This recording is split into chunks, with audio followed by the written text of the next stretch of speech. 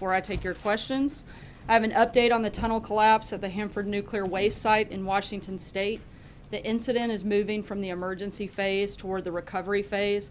After extensive testing, we remain confident at this point that there has been no indication of worker exposure or an airborne radiological release. Personnel began taking steps to stabilize and fill the hole over the partially collapsed tunnel last night, and we expect those efforts to be completed today. The site remains closed to non-essential personnel.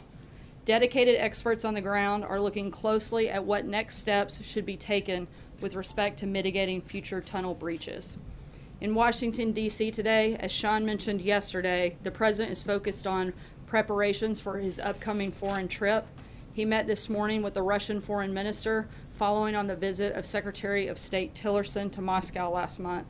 A readout of that meeting went out about an hour ago, and I'd refer you to that for further questions on the meeting.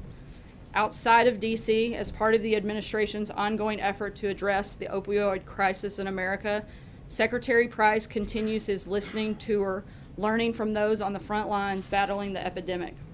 Today, he will meet with officials in Maine and New Hampshire to discuss how the administration can best support the local initiatives to combat this tragedy. Secretary Zinke is in Utah today, visiting national monument sites and meeting with local officials to comply with the President's executive order that ordered a review of national monument designations.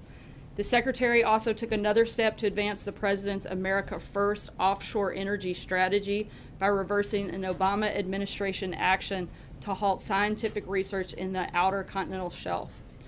And Secretary DeVos is in Daytona Beach, Florida, to deliver the commencement address at Bethune-Cookman University. The university is a great example of the top-notch education HBCUs have historically provided and continue to provide to their students, and I know the Secretary is honored to be there today. There's also another nugget of big news, as you guys may have been paying attention, in regard to the termination of the former FBI Director Comey. The President, over the last several months, lost confidence in Director Comey. The DOJ lost confidence in Director Comey. Bipartisan members of Congress made it clear that they had lost confidence in Director Comey.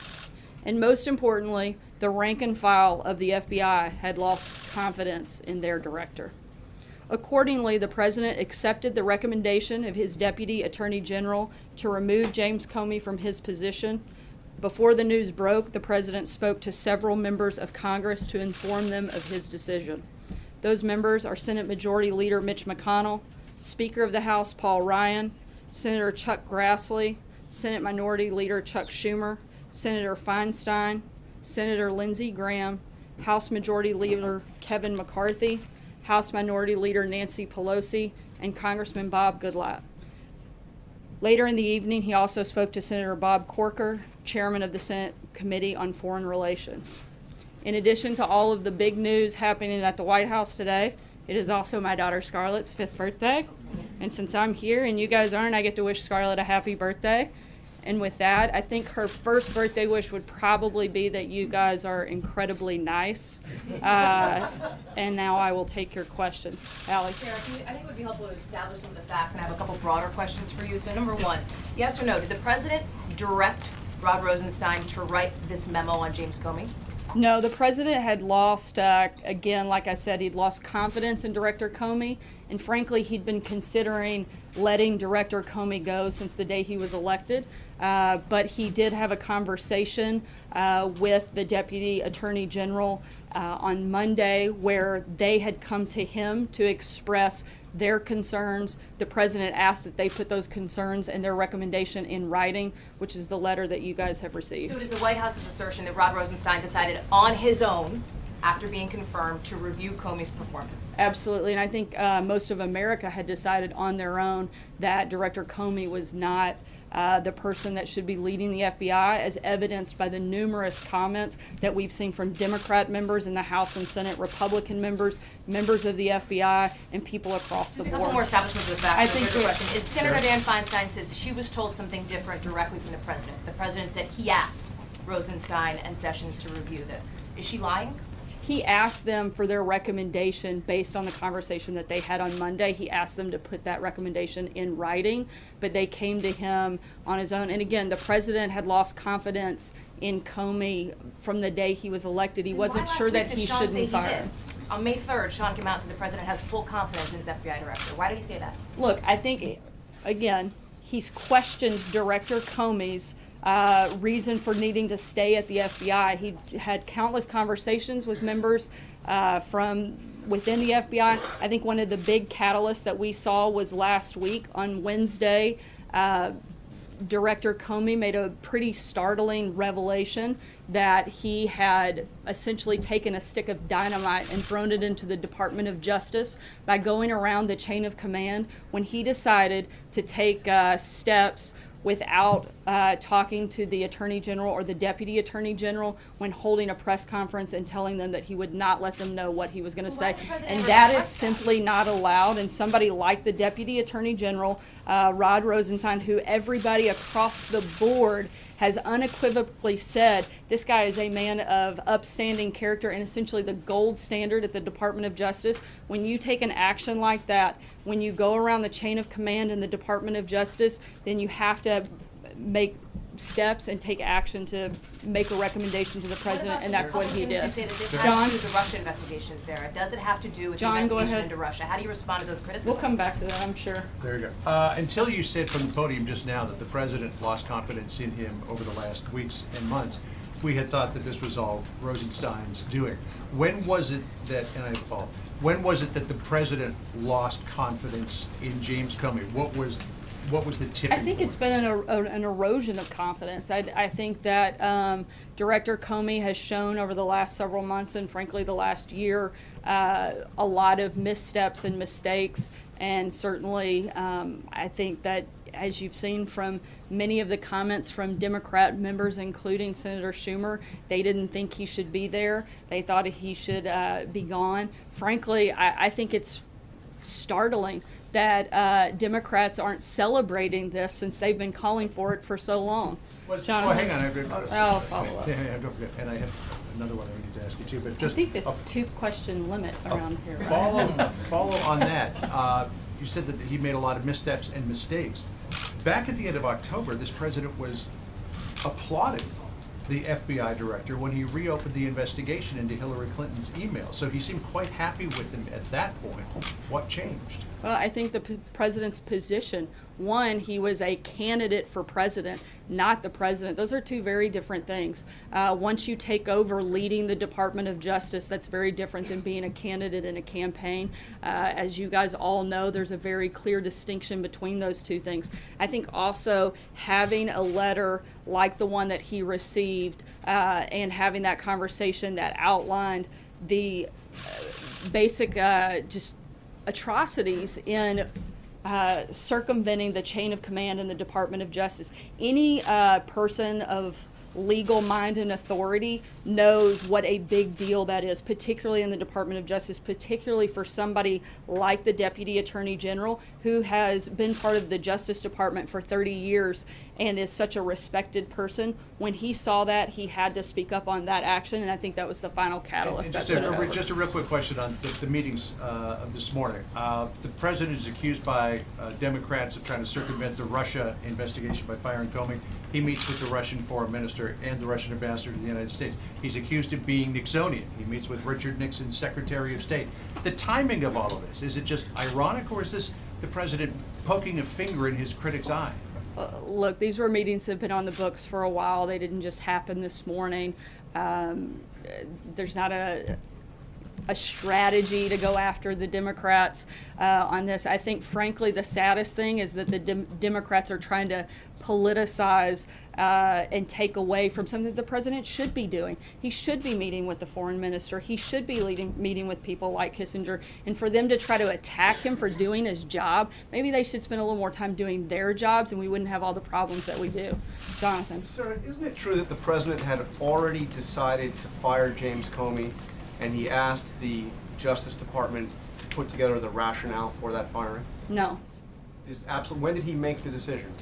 He made the decision for the final decision to move forward with it was yesterday, but I know that he's been contemplating it for a while. But how do you explain what Dianne Feinstein says, that the president told her that he was concerned with the mess at the FBI and asked the Justice Department to look into it? I can't speak for Senator Feinstein, but I did speak directly to the president and heard directly from him that he, again, had been considering letting Director Comey go pretty much since the day he took office, but that there was no request by him to have a review at the Department of Justice. What was the reason for the firing?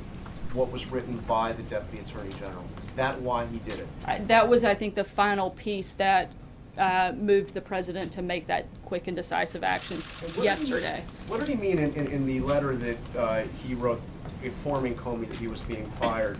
He said on 3 separate occasions, Comey had told him that I am not under investigation. What were those 3 occasions that the FBI director told the president that he wasn't under investigation? I'm not going to get into the specifics of their conversations, but I can tell you that Director Comey relayed that information to the president. Jeff? Following up on that, Sarah, did the president ask Director Comey whether he was under investigation when they had these meetings? Again, I'm not going to go into the specifics of their Is the conversations. White House concerned that, I mean, he obviously made a decision to stick that in the letter and to make that public. Are there any concerns that it was inappropriate that they had that type of a conversation? No. Charlie? How important was the FBI director's failure to stop the leaks coming out of the FBI to the president? How important was that? I think that's probably one of the many factors. I mean, you can't deny somebody that wasn't a problem. And so I think that was just another one of the many reasons that he was no longer had the confidence of the president or the rest of the FBI. Can we expect more firings from the Justice Department? Not that I'm aware of today. Thank you, Sarah. Going forward, does the president want the Department of Justice to shut down what he's called a taxpayer-funded charade investigation? He wants them to continue with whatever they see appropriate and see fit, just the same as he's encouraged the House and Senate committees to continue any ongoing investigations. Look, the bottom line is any investigation that was happening on Monday is still happening today. That hasn't changed. And in fact, we encourage them to complete this investigation so we can put it behind us and we can continue to see exactly what we've been saying for nearly a year. There's no evidence of collusion between the Trump campaign and Russia. And we'd love for that to be completed so that we can all move on and focus on the things that, frankly, I think most of Americans are concerned with. Even if they keep on wasting taxpayer money, he wants it to continue? Look, nobody wants to waste taxpayer money. I think the president has made a priority of this. That's another reason we'd love for it to come to completion. But at the same time, I know that you all will not let this go until it does, and so we'd love for that to be completed. Let's put it behind us, let's move on, and let's focus on what we need to do to turn our country around. Sarah, 2 questions.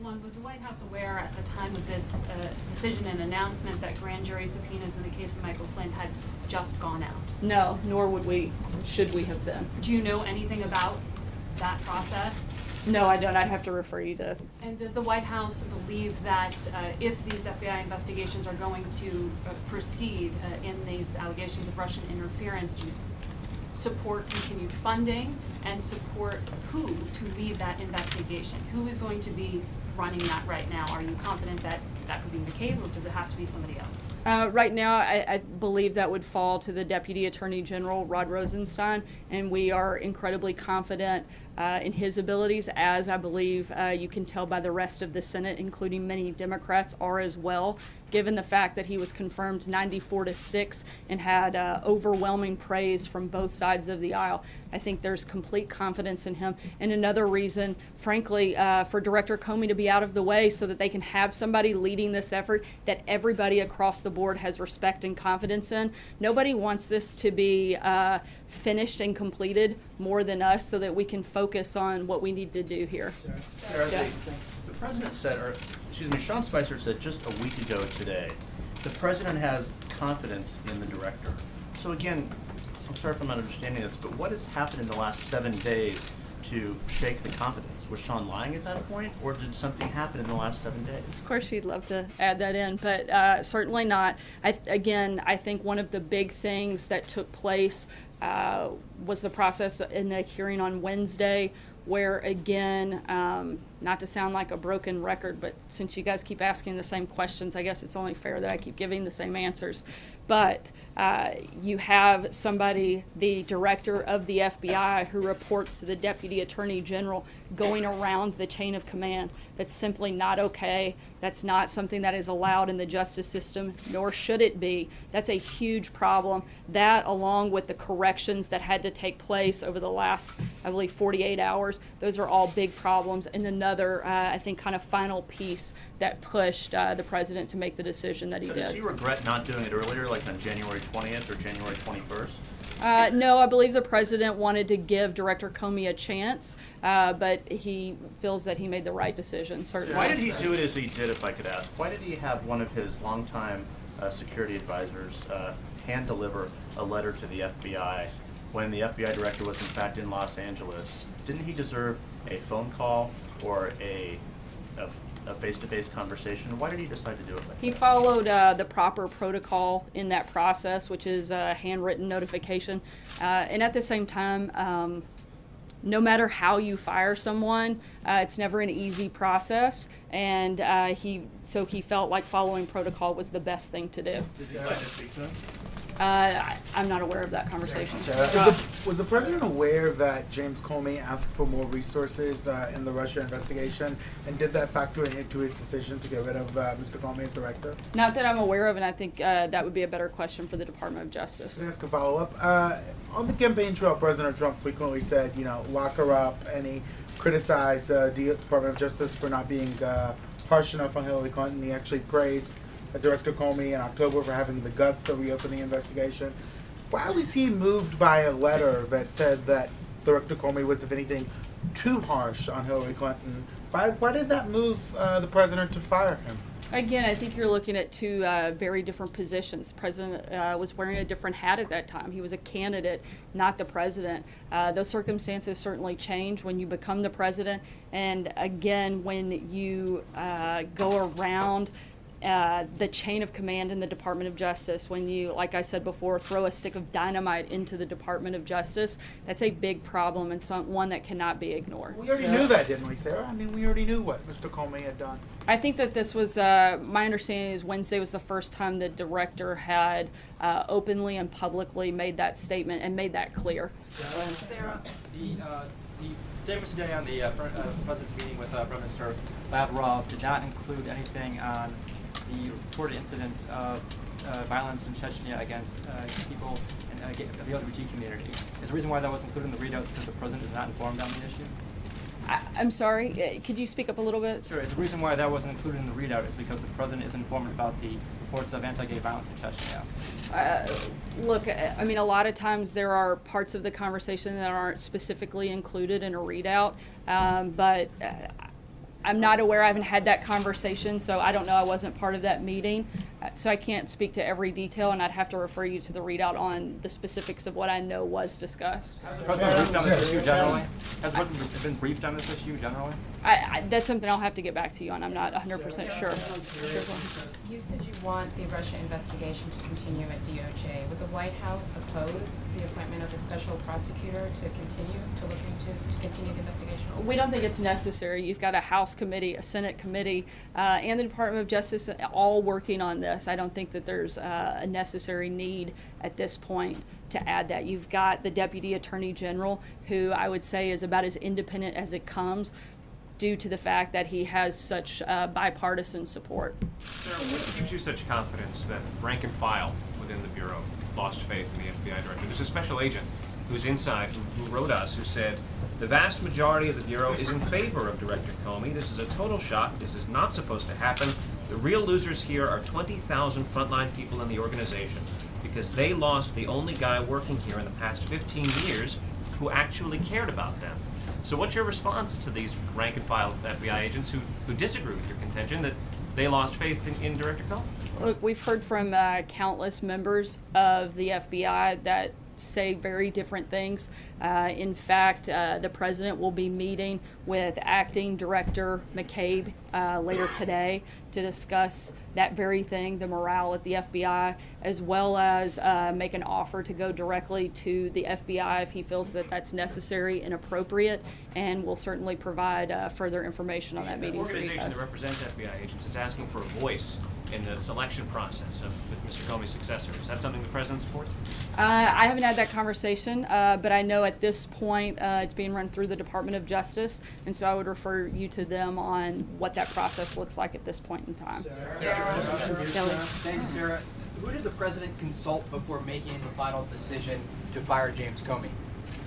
The president spoke with a number of individuals, but at the end of the day, it was the president's decision. And in between Monday night and Tuesday, when he decided to fire the FBI director, did he speak again with the deputy attorney general or the attorney general? I know that they spoke on Monday, and I believe the next follow-up was actually in writing. They may have spoken as well, but I'd have to double-check to be clear. Is it accurate to pull away from the information that we have that Monday night the president made the final call, said, I want this in writing as a recommendation, and then took that recommendation as the evidence that he wanted to provide to fire James Comey? My understanding is the decision was actually made on Tuesday, but the first conversation that he had was on Monday when there was a oral recommendation made and the president requested that he see that in writing to review it further.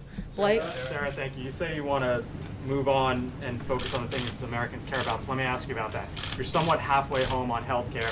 You still have tax reform to do, a spending bill, debt ceiling, and infrastructure. That's just Pretty big list. Pretty big list, right? But what happened yesterday, you could argue, just widened the divide and made DC politics more toxic. So how do you go about accomplishing all of those things with now the heightened political environment that we're in? Frankly, I'm surprised that it did create a divide, since you've had so many Republicans and Democrats repeatedly calling for Director Comey to be gone. Frankly, I don't think it matters what this president says. You're going to have Democrats come out and fight him every single step of the way. I think that's one of the things that's wrong with Washington, and I think that's one of the reasons that we've got to get back to focusing on those issues and, frankly, draining the swamp a little bit further. Was he surprised by the Democratic backlash? Did he anticipate it, considering some of the past statements? How could he have, considering the fact that most of the people that are declaring war today were the very ones that were begging for Director Comey to be fired? If Hillary Clinton had won the election, which thank God she didn't, but if she had, and she had been in the same position, she would have fired Comey immediately, and the very Democrats that are criticizing the president today would be dancing in the streets celebrating. So it's just I think the purest form of hypocrisy. Jennifer? Thanks, Sarah. 2 questions. One, there's a report in Israel that indicates the president has made a decision not to move the U.S. Embassy from Tel Aviv to Jerusalem. Can you confirm that? Has he made a decision on that? The president has not made a decision yet and still reviewing that. John Gizzi? One more follow-up. Oh, sorry. Also, President Erdogan, in a speech, I think this morning, warned the president against moving the embassy to Jerusalem. Does that warning and warnings from other Arab leaders play into his decision as he's considering this move? I'm not going to get into the decision-making process here. All I can tell you is that he's still reviewing it, and as soon as we have a decision, I know we'll be happy to report back to you guys. John? Yeah, thank you, Sarah. 2 questions, both related to the selection of a successor to Director Comey. When President Carter chose an FBI director, he had a blue ribbon panel advising him. Presidents Clinton, Obama interviewed several candidates. Is the president going to follow this pattern, or does he have some individual in mind at this point? Right now, I know that there are several individuals being considered, and the first step will be determining the interim director, and that is being handled through the Department of Justice, and so I would refer you to them for right now. And the other question I was going to ask was... Oh yeah, I forgot, you've got 2. I've got 2, and I'm pretty nice, Charlotte, aren't I? Scarlet, but that's okay. That's okay. He doesn't get a question anymore. He's not. Yeah, it's a southern thing, maybe. Her daughter. Who's had a birthday. But Just want to make sure we got that in again. Happy birthday, Scarlett. Scarlett. Gone with the Wind. Come on, John.